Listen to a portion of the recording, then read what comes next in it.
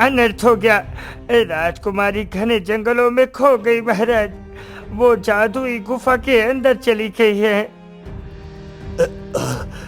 क्या मंत्री जी, तुमने हमारी बेटी पर ध्यान नहीं रखा?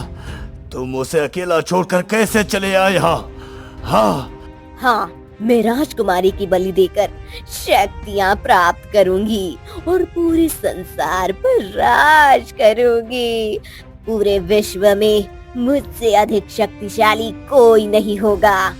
राजा उस मोती की माला बनवाते हैं और राजकुमारी को पहना देते हैं। राजकुमारी बिल्कुल ठीक हो जाती है।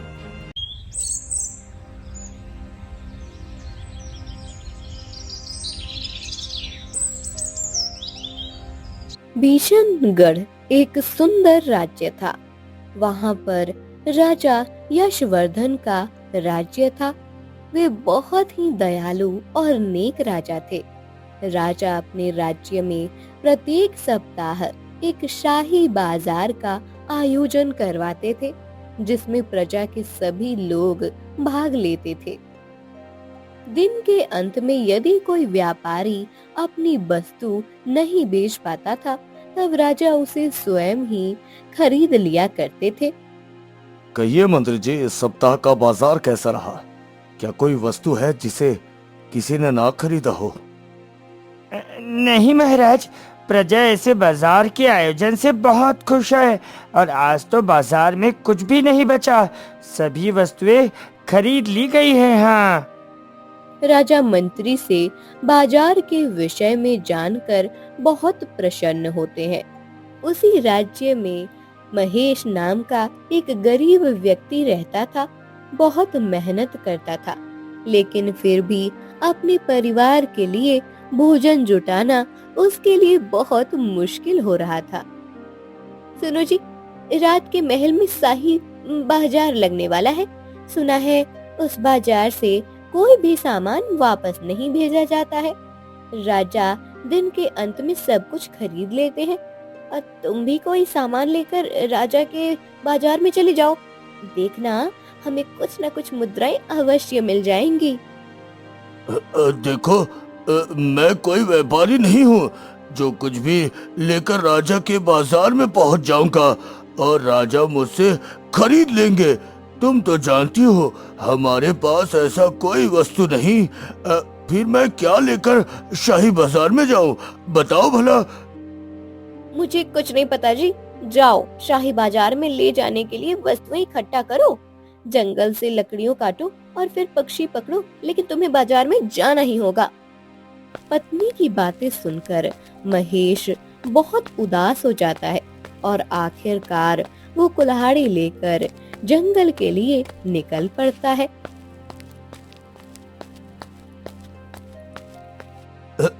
जंगल से सूखी लकड़ियां काट लाता हूँ, इसे राजा के बाजार में बेच आऊंगा। कुछ न कुछ धन अवश्य मिल जाएगा। हाँ। ये सोचकर महेश आगे बढ़ता है। तभी वो देखता है कि रास्ते में एक घायल तोता पड़ा हुआ है। बचाओ, बचाओ, मेरी रक्षा करो। मुझे थोड़ा सा पानी पिला दो। मुझे सहायता चाहिए। मैं बहुत घायल हूँ। बचाओ। अरे, ये तो नन्हा तोता है, बहुत घायल लग रहा है। इसे मदद की जरूरत है। मैं इसे घर लेकर चलता हूँ और इसका इलाज भी कर देता हूँ। हाँ। महेश जल्दी से उस तोते को घर पर लेकर जाता है और उसकी मरहम पट्टी करता है। पत्नी महेश को देखकर आग बबूला हो जाती है।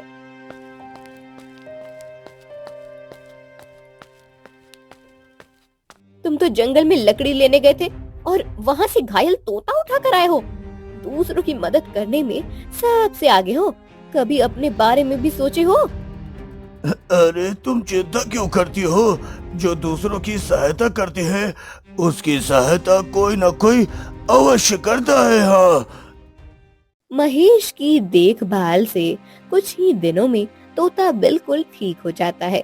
महेश और तोते की बहुत गहरी दोस्ती हो जाती है। देखो जी, आज घर में खाने को कुछ भी नहीं है। तुम्हारे पास बाजार में बेचने के लिए कोई वस्तु भी नहीं है, लेकिन ये तोता तो है। इसे बेच आओ, कुछ पैसे जरूर मिल जाएंगे। अरे तुम चुप हो जाओ, मैं ये तोता नहीं बेचूंगा। ये मेरा मित्र है। हम कोई और व्यवस्था करेंगे। मैं शाही बाजार के लिए दूसरी वस्तु लेकर आऊंगा। अभी जाता हूँ और जंगल से लकड़ी काट लाता हूँ। हाँ। तोता महेश और उसकी पत्नी की बातें सुन रहा होता है।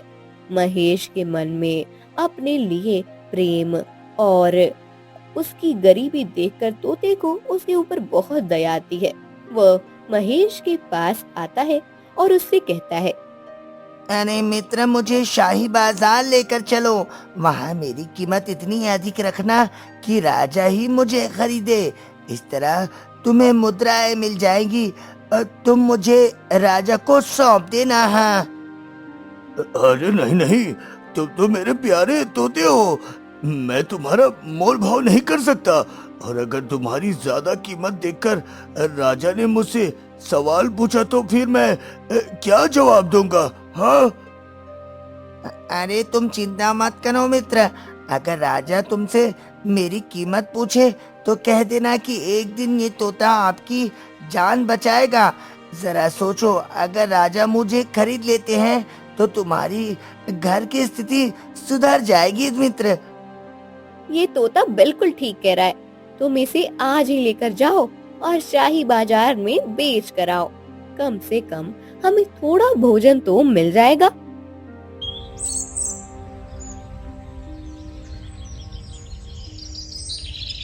महेश दास तोते को पिंजरे में कैद करता है और उसे लेकर शाही बाजार में पहुंच जाता है। वहां पर बहुत भीड़ होती है। महेश एक कोने में अपना पिंजरा लेकर बैठ जाता है। तोता ले लो, तोता ले लो। बहुत होशियार है ये तोता। तोता ले लो, तोता। 10 मुद्राएं का हो तोता। पूरे बाजार में इससे सुंदर तोता कहीं नहीं मिलेगा। तोता ले लो। महेश लगातार यह बातें बोल रहा होता है, लेकिन कोई उससे तोता खरीदने को तैयार नहीं होता है। सब लोग तोते का आकार देखते हैं और उसे बिना खरीदे चले जाते हैं, क्योंकि महेश ने बहुत अधिक मूल्य रखा होता है। मंत्री जी, आज के बाजार में ये क्या समाचार है? क्या कोई ऐसी वस्तु बची हुई है जिसे किसी ने ना खरीदा हो? हाँ महाराज, एक व्यक्ति एक सुंदर तोता लेकर बैठा हुआ है। ना जाने क्यों कोई उस तोते को खरीदना नहीं चाहता। ऐसी क्या खास बात है उस तोते में? मंत्री जी, क्या वो किसी विशेष नस्ल या प्रजाति का है? चलिए हम स्वयं उसके पास जाकर देखते हैं भाई। हाँ। राजा और मंत्री शाही बाजार में पहुंचते हैं, जहां पर महेश अपने तोते के साथ बैठा हुआ होता है। बस जोर जोर से अपनी बातें दोहरा रहा होता है ताकि लोग तोते को देखकर आकर्षित हो सके। अरे ये लो तोता ले लो। बुद्धिमान तोता, बहुत ही सुंदर और बुद्धिमान तोता। इससे सुंदर तोता कहीं नहीं मिलेगा आपको। हाँ। बताओ व्यापारी, तुम्हारे इस तोते की क्या कीमत है और इसे किसी ने अभी तक खरीदा क्यों नहीं? तुम इसे कहां से लेकर आए हो? बताओ मुझे। महाराज, ये तोता अपने आप ही बहुत विशेष है। इस कारण से मैं इसके लिए 10 स्वर्ण मुद्राएं निश्चित की है मैंने। हाँ। अरे इतना महंगा तोता, एक तोते का ये मूल्य तो मैंने आज तक नहीं सुना। भला मैं तुम्हें इस तोते के लिए 10 स्वर्ण मुद्राएं क्यों दूं? ये तोता किस प्रकार से मेरे काम आएगा, बताओ। महाराज, ये तोता अपने आप में बहुत सुंदर है। एक दिन जब आप पर मुसीबत होगा तब ये तोता ही आपकी मदद करेगा। ये आपके प्राणों की रक्षा करेगा। हाँ। महाराज, इतना शानदार तोता है। इसका रंग इतना अच्छा है कि हम इसे 10 स्वर्ण मुद्राएं देकर ले लेते हैं। इसे इस व्यापारी को भला हो जाएगा और शाही बाजार के निगम की भी नहीं टूटेंगे, क्योंकि आप तो जानते ही हैं, शाही बाजार से अगर कुछ वापस चला जाए तो उसे राजा की बेइज्जती होती है। हाँ, आप ठीक कहते हैं मंत्री जी। मूल्य चाहे कुछ भी हो, लेकिन हमारा नियम है कि इस शाही बाजार में कुछ भी लौट कर नहीं जाना चाहिए। इसलिए आप महेश को स्वर्ण मुद्राएं दे दीजिए और ध्यान रहे, ये तोता हर समय हमारे पास रहना चाहिए। हाँ, राजा तोते को खरीद लेते हैं। तोते की मनचाही कीमत पाकर महेश दास भी बहुत खुश होता है। उधर तोता राजा के साथ रहने लगता है। राजा उसका बहुत ध्यान रखते हैं। राजा की एक बेटी थी। उसका नाम राजकुमारी अंबिका था। राजकुमारी अंबिका रोज शिकार खेलने के लिए जाया करती थी। उसे घने जंगलों में शिकार करना बहुत पसंद था।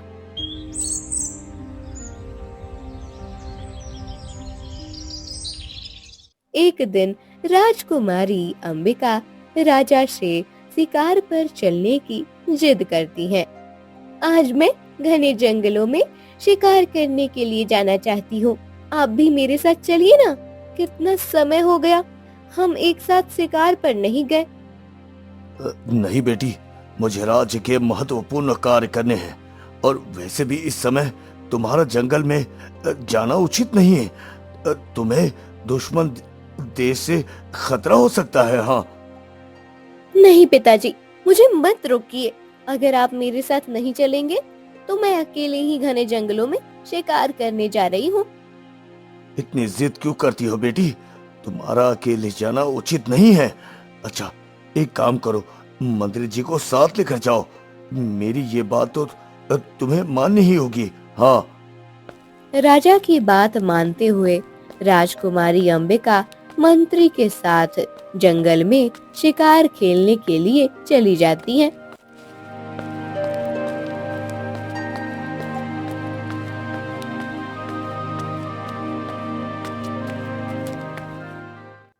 राजकुमारी, मैं घने जंगलों का रास्ता बहुत अच्छे से जानता हूँ।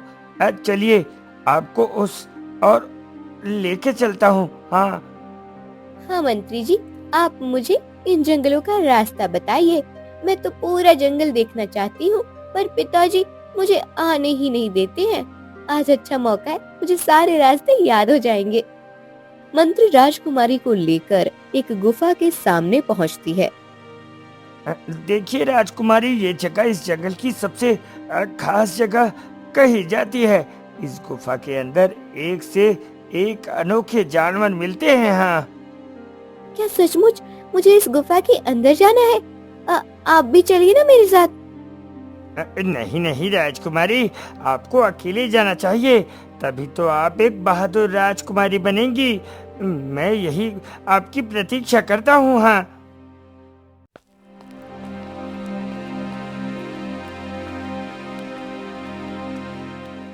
मंत्री गुफा के बाहर राजकुमारी की प्रतीक्षा करने लगता है। राजकुमारी गुफा के अंदर चली जाती है। थोड़े समय बाद जब राजकुमारी लौटकर नहीं आती, लगता है अपना काम तो पूरा हो गया।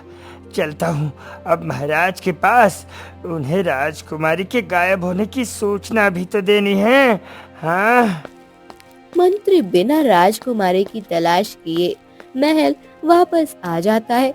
वह राजा के सामने खूब नाटक करता है।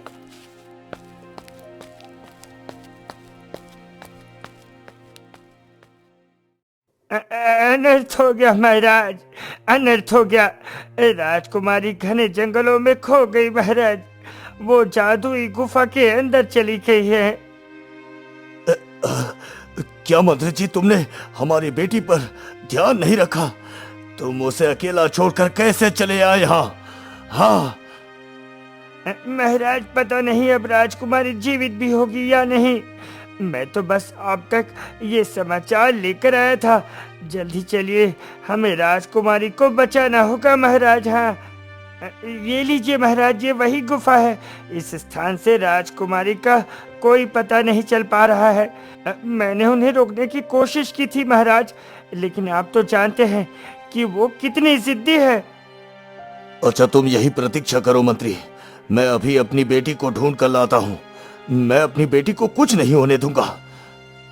नहीं नहीं महाराज, आप अकेले मत जाइए। राजकुमारी को ढूंढने के लिए मैं भी साथ चलता हूँ महाराज। अरे नहीं मंत्री जी, तुम यहीं रुको और बाहर हमारी प्रतीक्षा करो।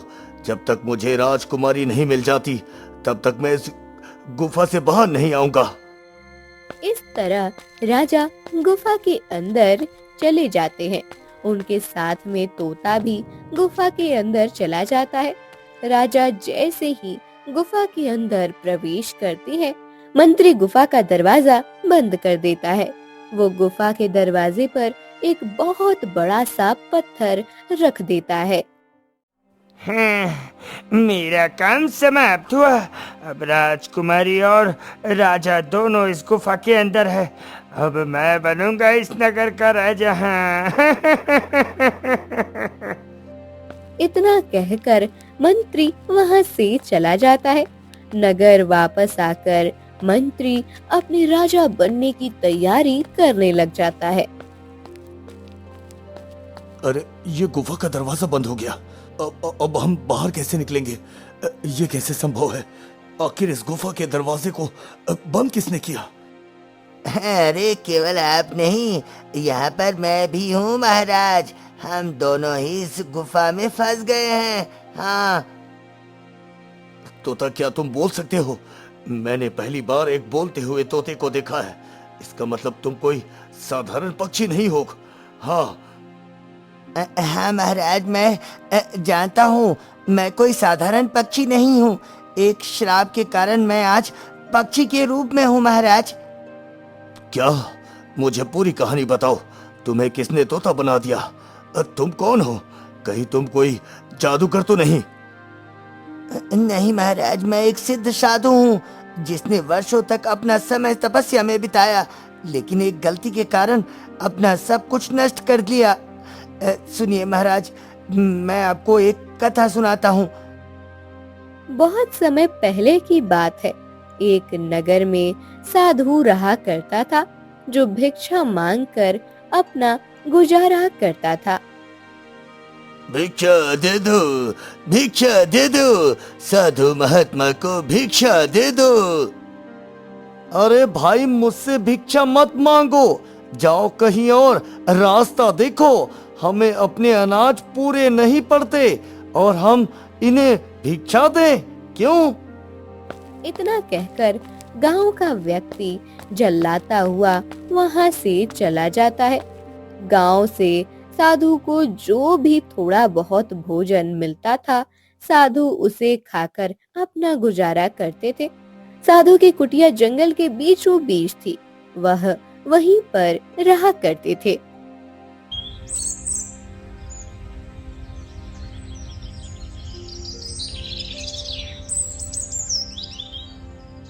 एक दिन नगर से भिक्षा मांगकर साधु वापस अपनी कुटिया में लौट रहे होते हैं।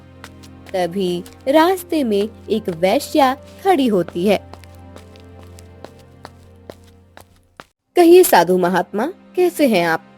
लगता है बड़ी दूर से भिक्षा मांग कर आ रहे हैं। थक गए होंगे, मैं आपको जल पिला देती हूँ। साधु वेश्या की बातों का कोई जवाब नहीं देते हैं और उससे बिना कुछ बोले ही अपनी कुटिया की ओर चले जाते हैं। साधु के इस व्यवहार से वेश्या को बहुत गुस्सा आता है।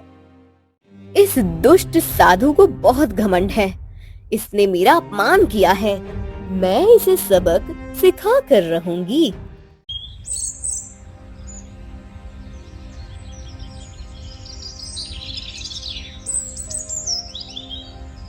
एक दिन जब साधु नगर से लौट रहे होते हैं, तभी उन्हें एक स्त्री की चिल्लाने की आवाज आती है। अरे यहाँ पर कौन है जो मुझे मदद की गुहार लगा रहा है? ये तो किसी स्त्री की आवाज है। मुझे तुरंत उसकी सहायता करनी चाहिए। हाँ। साधु जल्दी से कुटिया के अंदर जाते हैं ताकि वह उस स्त्री की मदद कर सके जो न जाने कब से लोगों को मदद के लिए पुकार रही है।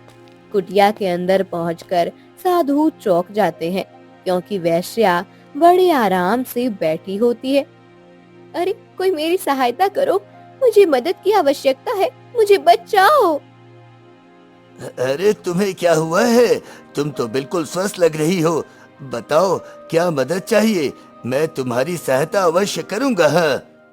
मुझे इस साधु से बचाओ, ये मेरा अपमान कर रहा है, मेरी सहायता करो, इस साधु को मुझ पर दया नहीं आती। वैश्या की बातें सुनकर आसपास के लोग वहाँ पर इकट्ठा हो जाते हैं। अरे ये तुम क्या कह रही हो? मैंने अब तक तुम्हारा अपमान किया? मैं तो यहाँ पर तुम्हारी सहायता के लिए आया था, जब तक तुम दुख में थी और सबको पुकार रही थी। नहीं, ये साधु झूठ बोलता है, इसने मुझ पर बुरी दृष्टि डाली, इसने मेरा अपमान किया। क्यों दुष्ट साधु, तुम तो स्वयं को सिद्ध पुरुष कहते थे ना, और यहाँ एक स्त्री का अपमान करते हो। तुम्हें शर्म नहीं आती क्या? नहीं नहीं, ये झूठ बोल रही है। मैंने कुछ नहीं किया। ये मुझे फंसाने का प्रयास कर रही है। इसकी सारी बातें झूठी है। हाँ। भला ये झूठ क्यों बोलेगी? जरूर इस साधु ने ही कुछ किया होगा।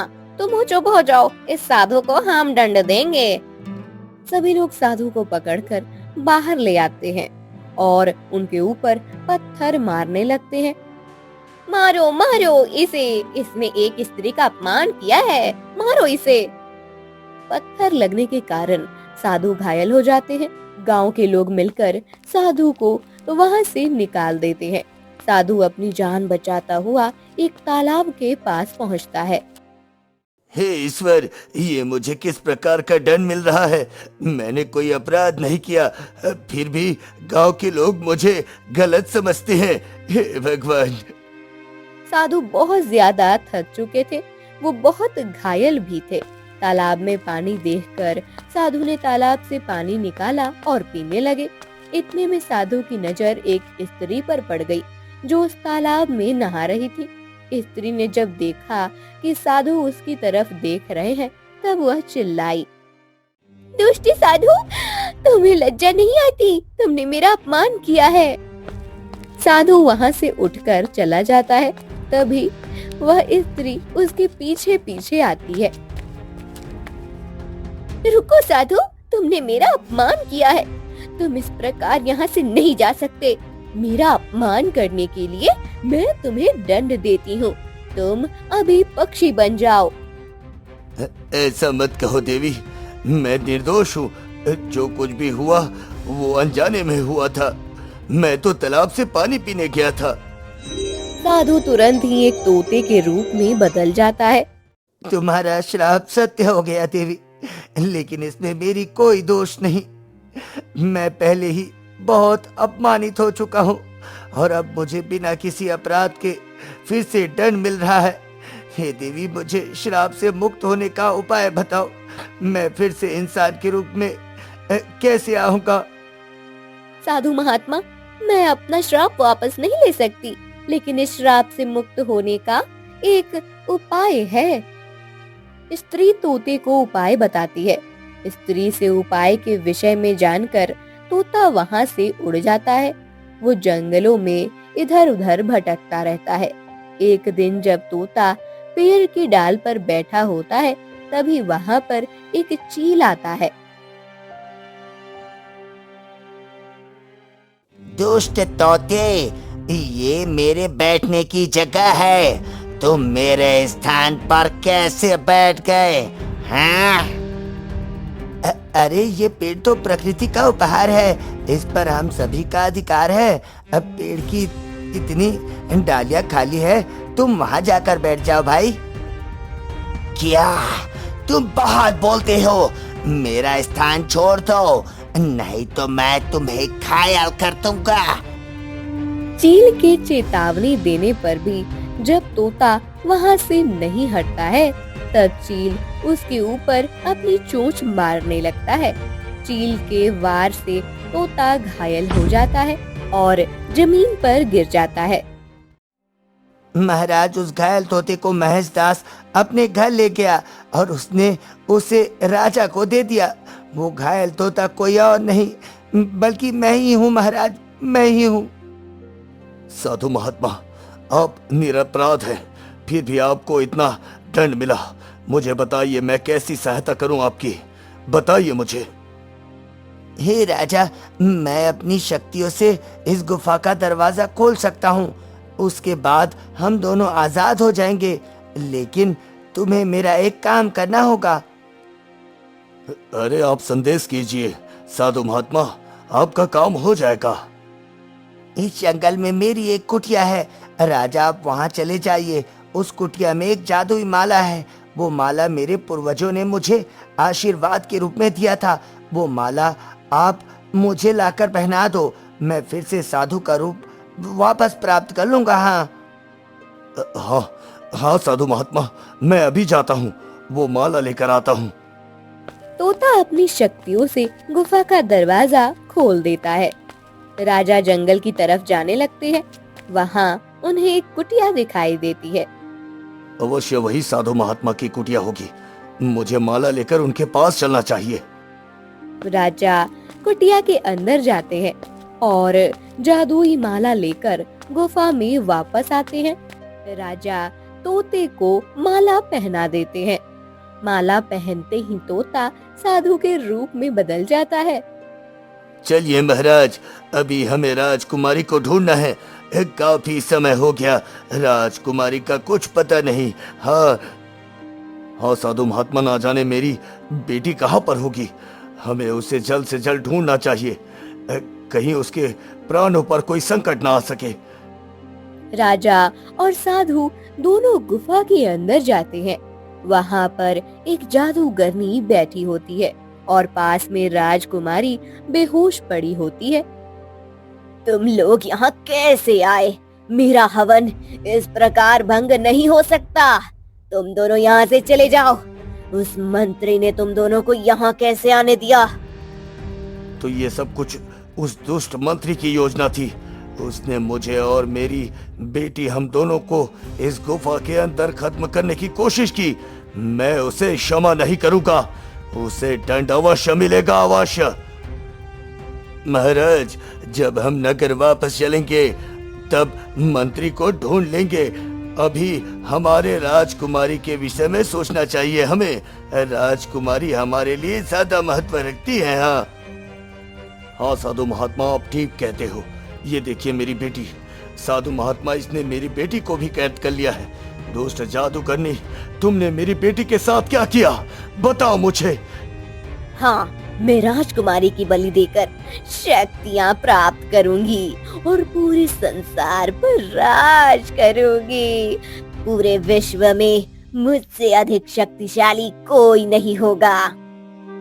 नहीं, मेरी बेटी को छोड़ दो, बदले में तुम मेरे प्राण ले लो। मेरी बेटी को यहाँ से जाने दो, मैं स्वयं समर्पण करने के लिए तैयार हूँ। उसे छोड़ दो। जादूगरनी, राजकुमारी निर्दोष है, उसे छोड़ दो। उसने भला तुम्हारा क्या बिगाड़ा है, छोड़ दो उसे। साधु जानते थे कि जादूगरनी राजकुमारी को इतनी आसानी से नहीं छोड़ेगी। साधु ने अपने कमंडल से जल निकाला और जादूगरनी के ऊपर फेंकने लगे।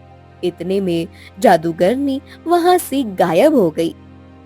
साधु महात्मा, जादूगरनी यहाँ से गायब हो गई, लेकिन राजकुमारी कुछ बोलती क्यों नहीं? जादूगरनी ने अपनी जान बचाने के लिए हमारे साथ छल किया। वो स्वयं चली गई, लेकिन राजकुमारी के प्राण ले गई। महाराज, नहीं, ऐसा नहीं हो सकता। मेरी बेटी, ऐसा नहीं हो सकता। राजा राजकुमारी को लेकर महल आते हैं। वह राजकुमारी को ठीक करने की कोशिश करते हैं और जगह जगह से वैद्य बुलाते हैं। अब हमारी बेटी कैसे ठीक होगी साधु महात्मा? आप ही कोई उपाय बताइए। नगर के सारे वैद्य हार चुके हैं, आप ही कोई उपाय बताइए। राजकुमारी को ठीक करने के लिए हमें उस जादूगरनी को ढूंढना होगा महाराज, वही इसका उपाय बताएगी। हाँ, अब हमें जादूगरनी का पता केवल एक ही व्यक्ति बता सकता है। राजा दरबार में होते हैं, मंत्री भी वहाँ पर होता है। सैनिकों, इस मंत्री को पकड़ लो और इसे जेल में डाल दो। इसने हमें धोखा दिया है, आज इसी के कारण राजकुमारी के प्राण संकट में हैं। इसे अंदर डाल दो। नहीं नहीं महाराज, मुझे क्षमा कर दीजिए, मुझे क्षमा कर दीजिए महाराज, मुझे जेल में मत डालिए महाराज, मुझे जेल में मत डालिए। ठीक है, हम तुम्हें छोड़ देंगे, लेकिन उसके लिए तुम्हें जादूगरनी का पता बताना होगा। अगर तुमने जादूगरनी का सही पता बताया तो तुम्हें कुछ नहीं करेंगे हम। मंत्री राजा को जादूगरनी का पता बताता है। महाराज, वो काली पहाड़ी पर रहती है, अवश्य इस जगह पर छुपी होगी महाराज।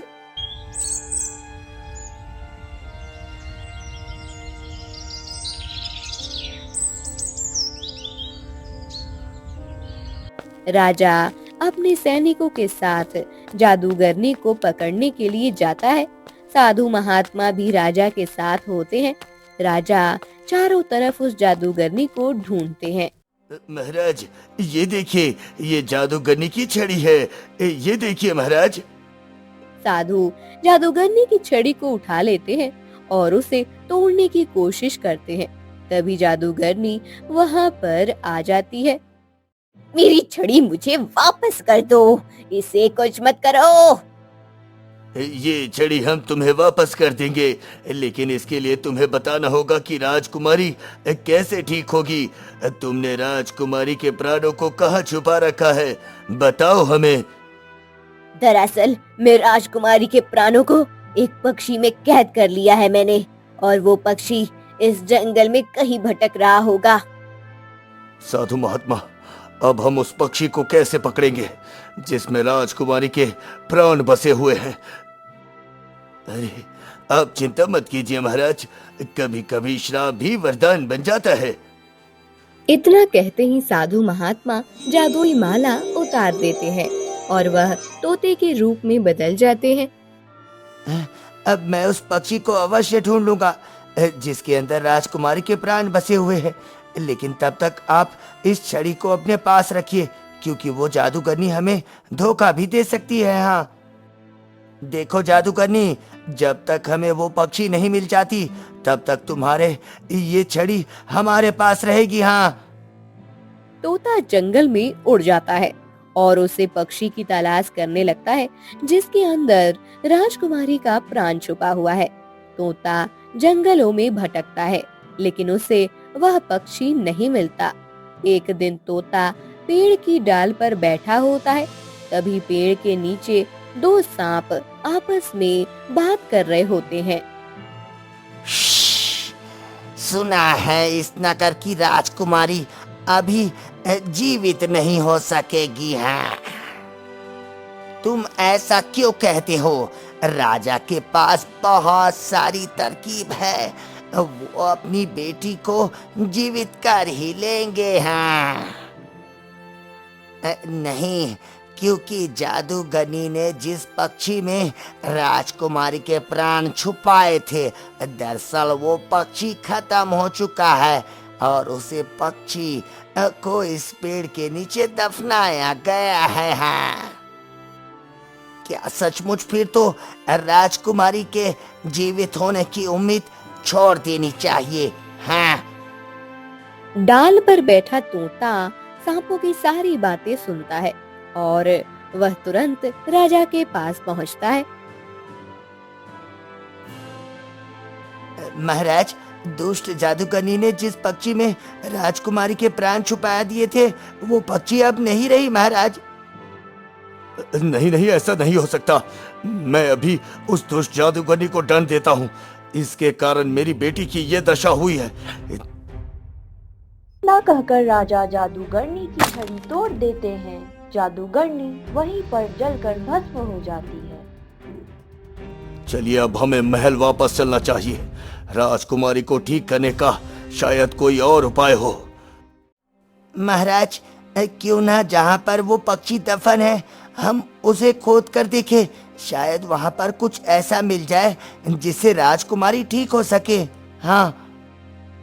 तोता राजा को पेड़ के पास लेकर जाता है। राजा पेड़ के पास की मिट्टी को खुदवाते हैं। वहाँ पर एक मोती मिलती है। यहाँ पर एक छोटा सा मोती है, भला इससे क्या होगा? महाराज, इस मोती की माला बनाकर हमें राजकुमारी को पहनाना चाहिए। ये वही रास्ता बचा है महाराज। राजा उस मोती की माला बनवाते हैं और राजकुमारी को पहना देते हैं। राजकुमारी बिल्कुल ठीक हो जाती है। मेरी बेटी, तू बिल्कुल ठीक हो गई। अब मैं तुम्हें कहीं नहीं जाने दूंगा मेरी पुत्री, कहीं नहीं जाने दूंगा।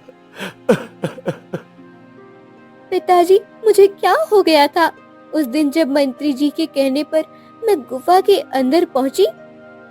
क्या तुम्हें उस दुष्ट मंत्री ने गुफा के अंदर भेजा था? मैं उसे अवश्य दंड दूंगा। बताओ बेटी, जब तुम उस गुफा में पहुंची तब तुम्हारे साथ क्या हुआ? पिताजी, वहाँ पर एक बुढ़ी जादूगरनी थी। उसने मुझे कैद कर लिया था और फिर मैं बेहोश हो गई। आज ना जाने कितने दिनों बाद मेरी आँख खुली है। तभी साधु का प्रवेश होता है। हाँ, तुम इन्हीं के प्रयासों से बिल्कुल ठीक हो गई हो। यदि ये नहीं होते तो शायद हम तुम्हें खो देते बेटी, खो देते। कभी कभी श्राप वरदान बन जाता है महाराज, इसमें मैंने कुछ नहीं किया है। राजकुमारी तो अपने श्राप के कारण ही ठीक हो पाई है। दरअसल मुझे श्राप देने वाली स्त्री कोई और नहीं बल्कि राजकुमारी अंबिका ही थी। हाँ। मुझे क्षमा कर दीजिए। किसी निर्दोष को दंड देने के कारण स्वयं भी दंड भुगतना पड़ता है। इस प्रकार राजकुमारी बिल्कुल स्वस्थ हो जाती है। राजा हंसी खुशी अपना राज्य चलाने लगते हैं। उधर साधु अपनी कुटिया में जाते हैं। वह देखते हैं कि उनकी कुटिया के बाहर एक बीमार स्त्री पड़ी हुई है। तुम कौन हो देवी? इस प्रकार मेरी कुटिया के बाहर क्यों हो तुम? साधु उस स्त्री को देखते हैं तो वो चौंक जाते हैं, क्योंकि वह कोई और नहीं बल्कि वैश्या होती है, जिसके कारण साधु को गांव वालों ने गांव से बाहर निकाल दिया था। क्षमा महात्मा, क्षमा। मैं आपके साथ जो कृत्य किया उसके कारण मुझे दंड मिल रहा है। मैं तो ना जाने कब से आपकी प्रतीक्षा कर रही थी। आप मुझे क्षमा कर दे तो शायद मेरे प्राण निकल जाए। नहीं देवी, इसमें तुम्हारा कोई दोष नहीं। मैं अभी अपनी शक्तियों से तुम्हें स्वस्थ कर देता हूँ। हाँ। नहीं महात्मा, आप मुझे क्षमा कर दीजिए। मैंने जो भी कार्य किया था वो भूलवश किया था और मेरे कारण आपको इतना दंड मिला। देवी, मैंने तुम्हें क्षमा कर दिया है देवी। साधु के इतना कहते ही वैश्या अपने प्राण त्याग देती है। गांव के सभी लोग साधु के पास आते हैं और साधु से अपने व्यवहार के लिए माफी मांगते हैं और फिर से साधु अपनी कुटिया में रहने लगते हैं।